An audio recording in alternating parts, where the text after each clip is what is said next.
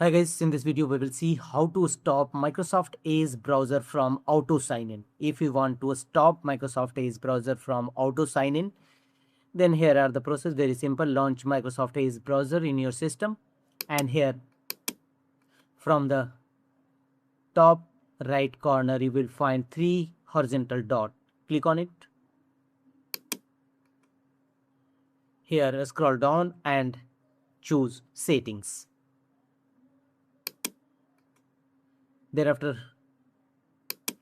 go to three horizontal line and choose profiles.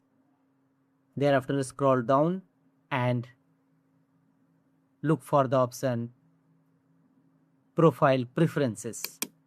Click on it. Here you will find automatic sign in on Edge. Turn the toggle button on to enable this, and if you want to stop Microsoft Edge from auto sign in, then disable this feature.